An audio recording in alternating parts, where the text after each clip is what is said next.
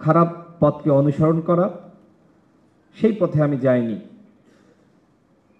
আবু বকর যেমন শুরুতে নির্যাতন নিপীড়নের শিকার হয়েছে, একজন গ্রাম থেকে উঠে আসা শিক্ষার্থী কোথায় থাকবে, কি করবে, পরবর্তীতে বাধ্য হয়ে গণরুমে ওঠে এবং সেই তথাকথিত বড় ভাইদের দ্বারা নানানভাবে নির্যাতন নিপীড়নের শিকার হয়। আমি আমার জীবনের অভিজ্ঞতার আলোকেই কিছু কথা বলতে চাই। আমার বাসা ঝিনাইদহ জেলার সদরে আমি জন্ম নিয়েছি। ঢাকা বিশ্ববিদ্যালয়ে আমি 12-13 শিক্ষাবর্ষে ভর্তি হই। ভর্তি হওয়ার পরে আমার এলাকার এক বড় ভাই, তার রুমে কয়েকদিন ছিলাম। এরপরে সূর্য সেন হলের একটি গণরুমে আমাদেরকে তোলা হয়, একদম নিচতলায়। সেখানে আগে নাম ছিল লাদেন গুহা। এখানে যারা সূর্য সেন হলের শিক্ষার্থী আছেন তারা জানবেন। পরবর্তীতে ওইখানে বোর্ড দিয়ে রুম করে করে আমাদেরকে রাখা হয়। এক রুমে প্রায় 26 থেকে 30 জন শিক্ষার্থী আমরা থাকতাম। ইলিশ মাছ যেভাবে একটার গায়ের সাথে আরেকটা লাগানো থাকে, ঠিক একইভাবে রাতে আমাদেরকে এভাবেই ঘুমাতে হতো। আমি ছারপোকার কামড়ে রুমে ঘুমাতে পারতাম না। মসজিদের বারান্দায় সেখানে তোশক পেটে আপনার কাঁথা গায়ে দিয়ে ঘুমাতাম। একদিন হাউস টিউটার তিনি আসলেন, ঘুম থেকে জাগিয়ে তুললেন, আমাকে বললেন যে তুমি এখানে কেন, মসজিদের বারান্দায় কেন? তো আমি কোনো কথা বললাম না। আমি আবার স্যার চলে যাওয়ার পরে ওইভাবেই ঘুমিয়ে থাকতাম। এইভাবে একটা বছর মসজিদের বারান্দায় কখনো কখনো গণরুমে থাকতে বাধ্য হয়েছি। এর মধ্যে আমার একটা সময় মনে হলো যে পড়াশোনা আর হচ্ছে না। ক্যান্টিনের যে খাবার, ওই খাবার খেতে পারি না এবং ঘুমাতে পারি না। আমি শুকিয়ে কাঠ হয়ে গিয়েছিলাম, 40 কেজি। বিশ্ববিদ্যালয়ে যখন আমি ভর্তি হই আমার সেই সময় ওয়েট 44 কেজি। ক্যান্টিনের খাবার খাওয়া যায় না এবং গণরুম গেস্টরুমের নির্যাতন। প্রতিদিন রাতে 8টা থেকে 9টার দিকে বা 10টার দিকে ছাত্রলীগের বড় ভাইয়েরা তারা গেস্টরুমের আয়োজন করতেন। সেখানে প্রায় 1.5 ঘন্টা তারা নানানভাবে বকাবাজি, এই আচরণগুলো করতেন। আমার কাছে একটা সময় মনে হলো যে এইভাবে আসলে থাকা যায় না। আমি আশপাশে মেস খোঁজার চেষ্টা করলাম, কোথাও পেলাম না। আমি আসলে ওই সময় ঢাকা শহরে কোথাও চিনি না। কাউকে যে বলবো যে ছাত্রলীগ এইভাবে নির্যাতন করছে, এই কারণে আসলে হলে আমি থাকতে পারছি না, এটি বলার মতন সাহস আমার ছিল না। কারণ আমি যদি বলি, কেউ যদি ছাত্রলীগের কাছে বলে দেয় তাহলে তো আমাকে মেরে ফেলবে। কারণ আমি তাদেরকে এই চারিত্রিক বৈশিষ্ট্য দেখেছি যে প্রায় রাতে বিভিন্ন রুমে নির্যাতনের গল্প, নিপীড়ন। আমার বন্ধুদেরকেও দেখেছি। কি অভিযোগ? শিবির করে। এবং যারা এই টাকনুর নিচে পায়জামা পরতো বা প্যান্ট পরতো তাদেরকে বেশি বেশি সন্দেহ করা হতো। আমার একজন বন্ধুকে বাথরুমের মধ্যে আটকে রেখে, গেস্টরুমে যে বাথরুম, নির্মমভাবে নির্যাতন করেছে। এরকম অসংখ্য দৃশ্য আমরা দেখেছি। কখনো কখনো ছাত্র দলের পরিচয়ে সন্দেহ হলেই তাকে ছাত্রদল বানিয়ে, শিবির বানিয়ে, হাত পা ভেঙে অবস্থা কাহিল করেছে। তো এই ভয়ের কারণে আসলে বলতে পারি নাই যে আমি মেসে থাকবো বা ম্যাচ খুঁজে পাইনি, আমি চিনতাম না।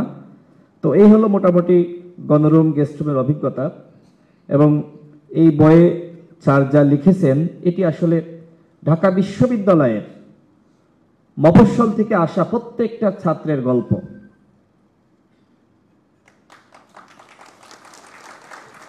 দুঃখের সাথে বলতে হয়, আমি আমার জীবনে ঢাকা বিশ্ববিদ্যালয়ে সকল ছাত্রের পাশে যে মানুষটি দাঁড়ান, একজন শিক্ষককে পেয়েছি। এখানে যারা ঢাকা বিশ্ববিদ্যালয়ের শিক্ষার্থীরা আছেন তারা আমার সাথে অবশ্যই একমত হবেন। সেই মানুষটি এখানে বসে আছেন, তিনি হলেন আসিফ নজরুল। দ্বিতীয় কোনো শিক্ষক আপনি দেখাতে পারবেন না। আরো অনেক শিক্ষক আছেন, তারাও মানুষের পাশে দাঁড়ান, ছাত্রদের পাশে দাঁড়ান, কিন্তু শিবির ট্যাগ দিলে সেই শিক্ষকরা ওই ছাত্রের পাশে কখনোই দাঁড়ান না। সাধারণ শিক্ষার্থী নির্যাতন নিপীড়নের শিকার হলে তাদের পাশে দাঁড়ান। এরকম আরো 8 থেকে 10 জন বা 20 জন শিক্ষক আছে, কিন্তু একমাত্র ব্যতিক্রম তিনি হলেন আসিফ নজরুল, যে কারণে অনেকে তাকে নিয়ে, বিশেষ করে তিনি আইন উপদেষ্টা হওয়ার পরে আমার কাছে মনে হয়েছে যে আজকে আমাদের আসিফ নজরুল প্রকৃতপক্ষে এই বইয়ের চরিত্র আবু বক্কর যেভাবে নির্যাতন নিপীড়নের শিকার হয়েছেন, ব্লেম গেমের শিকার হয়েছেন, আজকে তাকে নিয়েও এই ধরনের চক্রান্ত ষড়যন্ত্র করছে একটি মহল। আজকে আমরা দেখতে পাচ্ছি যে আমাদের প্রিয় শিক্ষক তিনি আজকে আবু বক্করের মতন নিপীড়নের শিকার, নির্যাতনের শিকার, সাইবার বুলিংয়ের শিকার। এখানে আমাদের আপা রয়েছে, আমাদের শিক্ষকের সহধর্মিনী। আপনারা দেখেছেন যে তাকে নিয়ে কিভাবে আমাদের স্যার এবং আমাদের ম্যাম তাকে নিয়ে কিভাবে ফেসবুকে, ইউটিউবে লেখালেখি হচ্ছে। আমি স্যার নিষেধ করছি, তারপরে বলছি যে এরকম একজন মানুষ যাকে আপনারা সকলে জানেন, কাছ থেকে যারা দেখেছেন, আমাদের প্রিয় মানুষ। আমি দেখেছি যখন আক্তার যখন প্রশ্ন ফাঁস হয় ঢাকা বিশ্ববিদ্যালয়ে, যখন অনশনে বসে, কোনো শিক্ষক এগিয়ে যায়নি, একজন এগিয়ে গিয়েছিলেন, তিনি আমাদের আসিফ নজরুল। যখন জরুলখল থেকে 4 জন শিক্ষার্থীকে শিবির ব্লেম দিয়ে শাহবাগ থানায় গ্রেপ্তার করা হয়, তাদেরকে ছাড়ানোর জন্য যে মানুষটি গিয়েছিলেন তিনি হলেন আসিফ নজরুল।